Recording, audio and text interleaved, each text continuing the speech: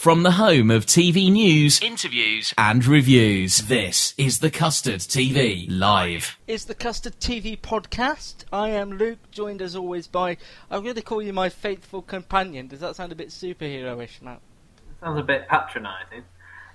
We'll stick with that then. My faithful companion Matt is here as well, but we are joined today by a very special guest, the executive and founder of Red production company, Nicola Shindler. Good afternoon. Hello. Is that the correct title for you? You know, I'm not really into titles, so whatever you want to call me is absolutely fine. I do the executive producing, and I guess I'm the chief executive, but who cares? In case you're not overly familiar with Red Productions, their most recent successes include Scott and Bailey for ITV and Last Tango in Halifax for BBC One, both up for BAFTAs in May. Yes, against each other. Yeah, so it's win-win, surely, but yeah, it should be interesting. What inspired you to get into television initially? And it was never television that I was aiming for. It was always working with writers. I've always been really interested in drama and scripts and books and storytelling, and I gradually worked out that my ideal job was as a script editor. I worked that out by working for 2 years in the theatre. I originally thought I wanted to be a theatre director, but working 2 years in the theatre put me off. Although I had a brilliant time, and it was at the Royal Court Theatre, which was the home of new writing. So I worked with, I wheedled my way into the script department and did some work there, and then eventually applied for a job at the BBC as a script editor and ended up with a job as a trainee script editor. So it was more for me about the opportunity to work closely with writers rather than to work in telly specifically, although I've always loved telly and watch it avidly.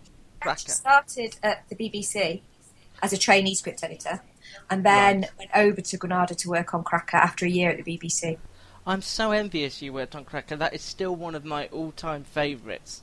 What was that like as a place to sort of cut your teeth? It was astonishing. It was amazing, and I was incredibly lucky. Both to work with Jimmy McGovern when he was working on that series was just phenomenal to watch and to listen to and to contribute to.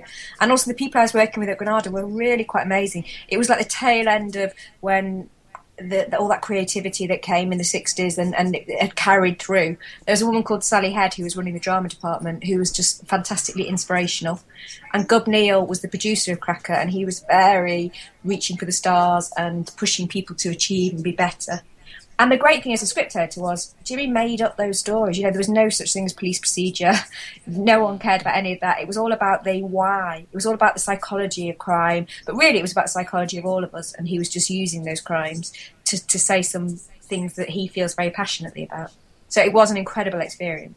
So what is an average day like for you then? Very different every day. Today I came in and we had a massive development meeting, which is when all our development team get together, all the script editors, the head of development, the head of comedy, and we sit and we talk through everyone we've met, everything we've watched on television, who we should be following up from those things, every book we've read, which books we should be looking at. We talk through everything on our slate and what we should all be doing, and we do that about once every 2 weeks. Yesterday was completely different because I was in the edit all day. We're editing a pilot for Sky. So we are working through loads of different ideas, trying lots of things out. And we had a storylining meeting for the episode 5 and 6 of Last Tango. The day before I was in London. It really changes day to day. So you say you sort of talk about programmes you were watching. How important is it that something you make is something that you enjoy? Does that come into it, that it has to be something that you would sit down and watch yourself? Yeah, I think so. Even if it isn't in the genre that I would usually watch or for the age group, for me, I think I have to like it. Otherwise, it's very hard to sit and work on it as intensely as I do and watch it that many times that I have to in the edit and the sound edit. So, but it's not that I make it for me, but I have to think it's good. And what are the more difficult programmes that I would imagine the more controversial programmes in the early days, Queer as Folk and The Second Coming? Did you have any reservations about that? Did you have any struggles about getting them off the ground and getting them on the screen? Two different questions. Absolutely no reservations about any of them, because for me, Queer as Folk was a really important story. It was a beautiful story. It was about unrequited love. It was about friendship. It so happened to be set in the world of gay Manchester, and sex was part of it, and it featured a boy who was 15. But that was a byproduct of the story for me. That wasn't why we went out to do it. So I'd never had any reservations about it. And we never had any trouble getting that made either. That was literally Channel 4 suggested that Russell write something where the gay characters are the main characters rather than the subplot, which is what he'd always done. And they put it on air and they never troubled us and they never wanted to censor anything. It was very, very straightforward. With The Second Coming, I never doubted at all that we should be making it because it was a fantastic story and brilliant scripts. I was more aware of The Second Coming that there would be an outcry and there would be more people who were offended by it. But that never stopped us. And it was tricky. It was a tricky thing to get commissioned because it was originally at Channel 4 and they couldn't see Russell's philosophy on life. So it ended up... But then as soon as they rejected it, ITV took it incredibly quickly, even though it shouldn't be on ITV in so many ways. So, we were lucky with that as well. Over the past years then, I mean, Red's had a lot of successes. Are there any that really surprised you that have sort of taken off as much as they have? No, everything's a surprise and everything's a disappointment because when you set out to make something, you want 20 million people to watch it. You don't just want 2 million or 3 million or whatever it is. So I never know what's going to go down brilliantly, what isn't going to go down. I have to go into it thinking this is brilliant and 20 million people need to watch it. So it never occurs to me that I never think, wow, isn't that brilliant? I'm surprised. I think with Last Tango has surprised me in the way people have taken it to their heart, because we've had this incredible reaction where it's hit people so personally. People have written to us saying, I've got in contact with an old flame and we're now getting married, kind of thing. Really, quite literally that. So I don't think we've probably had such a personal reaction. Having said that, we did. With Queer as Folk, we had so many young boys writing to us saying, thank you, you've changed my life. I know how to... I can feel I can be honest and everything. So, yeah, any reaction is good reaction, really. But you've worked with several writers on different projects, Paul Albert, Russell T Davies and Sally Wainwright. Mm-hmm. Is that because you built up a relationship with them or the stories have been good? How do you form that relationship with writers? I've met them all in different ways, actually. So, at the very, very beginning, I met Paul and Russell, and I met Paul because he took over Cracker as a producer. So I met him years before that, and so we'd met each other, we'd talked casually, we'd always thought, we should work together, we'd got on. So when I set up Red and Paul had a development deal at the BBC, his first project was going to be Clocking Off, so he came to me with that. And with Russell, I met Russell very glamorously in New York at the Emmys, and just got on brilliantly with him. I always liked his writing. When I set up Red, Channel 4 said, we'd be interested in doing something with you, and they'd be interested in doing something with Russell. So we got together, and within 2 months we were making Queer as Folk. So that happened very quickly. I was introduced to Sally through Russell, actually, who said, you should meet Sally, she's with my agent, she's brilliant. He'd seen all her Coronation Street, and so she came. And I think that if you're asking the reason why I rework with people again and again is because, once you've got a relationship that works, once you've made programmes you're proud of, once they know how important you are to the process, and they know how you respect their writing, hopefully people come back. How much time do you get to spend on finding the next generation of Paul Abbott's and Sally Wainwrights? And I don't get enough time, but I have people who do that. Like I said, our development team is constantly looking for that. The problem is that people like Sally and Paul and Russell used to come through soap. So by the time they wanted to do their own material, they had already had years of training, a really rigorous training. So they understood production, they understood deadlines, they understood structure. Now, even if we do find people who are brilliant, they often have done a play or started writing their own films or done a short film. So it's trickier to find people to make that leap with. It's not impossible, but it is harder now because they don't tend to write on soaps anymore. Is it the direction things seem to be going, that there are fewer ways for new writers to start? I don't think there are fewer ways, but I think people have less respect for those genres. So Sally and Russell, for example, probably less so Paul, but grew up watching soap. They're absolutely television people. There's a little bit of snobbery now against television and against soap, and that, you speak to people who are 21 and say, I'm waiting to make my first film. And you kind of think they haven't done the work, they haven't put in those hours. To me, you should always put, work in your genre, learn to understand it, understand every aspect of it, and then get that first gig. I'm very much a TV person. Why do you think people are, as you use the word snobbery, and I think that's possibly the right word, why do you think there is that sort of TV comes second to film? I'll never understand it personally. Do you have any idea as to why that might be? We could get really political, but I think within the media, there is a very middle class bias, and I think within middle class, university educated, all those things which I am, but for some reason I love television.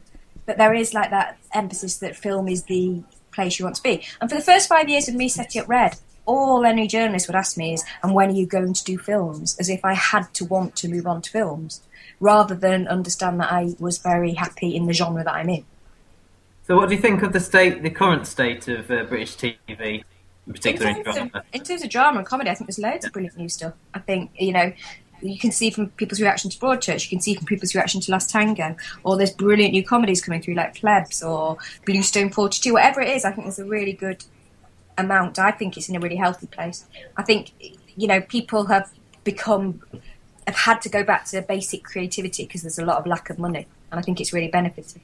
Now, what about the social media side? Is that something that interests you, that people can now talk about TV almost instantly?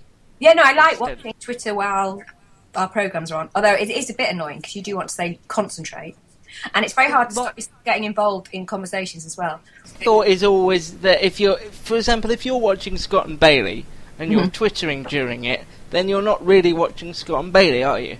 No, but I think there's some people can, because they do it with every programme now, don't they? But when people don't understand the plot of things, or saying something about a character that's wrong, I so want to correct them, but I have to stop myself. Why is that? Just for your own self, because you would go on and on, or because you don't feel like you should? It's not a place to get involved in those conversations, really. I don't know, it feels wrong somehow. Also, I'm a snooper rather than a joiner. So you're always there in the background watching. Yeah, but never actually saying anything. Watch out what you're saying next time, then. That's worth remembering. That's very much worth remembering. I mean, you moved into comedy recently with things like Heading Out. Is comedy something you would like to see Red going more towards, or are you happy on the drama? Oh yeah, no, definitely. No, we're really interested in it. We are also just about to start filming an ITV series called Cabbage and Pat, which is a comedy, out and out comedy, very funny. I'm really, really proud of that. We did a pilot for Sky for their Love Matters series that just went out, a comedy pilot, and we have got a lot in development with all the companies for comedy. So it's something we're actively pursuing. And as far as ratings, I mean, how important are they to you? Is it more that the programme you make is of a good standard, or are you still looking at those ratings wanting higher? I mean, Scott and Bailey and Last Tango got massive figures. They did, but you always want more. And yeah, no, I do want huge ratings, not for like any other reason other than I've spent a lot of time making it, so why would I want only 20 people to watch it? You put your life and soul into something, you want everyone to watch it. And it helps for recommissions as well, obviously. I speak to a lot of TV people, and it always surprises me that they don't watch TV. They seem to find it as a bit of a busman's holiday, but it's obviously important to you to keep up on what is becoming popular and things like I watch every single comedy and drama that comes out, and I believe that anyone who works in a genre should do the same. I don't watch every episode, and I might hesitate, have my finger over the fast forward button, but I make sure I know what it is and I know what it's about and I know whether I'm interested in it or not. Was there ever a time then when it felt like, when all those reality shows were on, like TV was turning away from written, scripted drama and comedy? Did you ever feel that at any point? No, because there always was comedy and there always was drama at those times. There was a lot of talk about reality TV. I think I worried that people were reacting by commissioning drama, which was so high concept, which tried to match those reality shows rather than what people really want to watch, which is not more low-key, but sometimes domestic, sometimes murder, not always high concept. And I think for a while television did do that, and that was quite depressing. But I do think it's back now, looking at what's best. I think really the truth is, if there's something brilliant, a great script, it'll get made in the end. Both Scott and Bailey and Last Tango were in development for very, very many years. And the third series was sort of, the ratings haven't been massive, but I think a lot of that is to do with the lead-in. Yeah. Do you know at this early stage whether we're going to be seeing more Scott and Bailey? It's looking good, but nothing confirmed. Is it? Good. We need it. I'll be knocking on your door if that doesn't get confirmed. Well, could you knock on ITV Store now and tell them you need it? Well, I've been telling them through Twitter, but I'll make this my next call. Okay. Thank you. Much appreciated.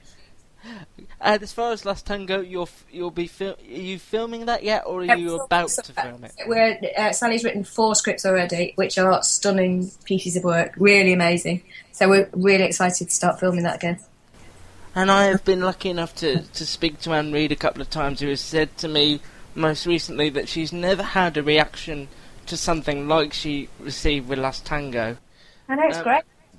How does that make you feel? That must make you feel fantastic. Really, really fantastic. It's brilliant to have touched a nerve, whatever it is, got to a place, given people something that they felt they really wanted, rather than forced it on them. It's a brilliant feeling. It worried me because it was originally going to be on in the summer, I think, and then they pushed it back. But I think actually the Christmas time was absolutely right for it. Is that, do you think, where it will be going? I hope so, yeah. Obviously, I'm not in charge of scheduling. No. I never changed it at BBC One, so who knows? Brilliant. Well, thank you ever so much, Nicola. I really appreciate your time. That's a pleasure. And the latest Custard TV podcast will be available soon from the website. You can always get the latest TV news and reviews from thecustardtv.com. We're going to do it pointless style, right, Matt, here? Ready? Bye from Matt. Goodbye. And goodbye from me. For all the latest TV news, reviews and interviews, check out thecustardtv.com.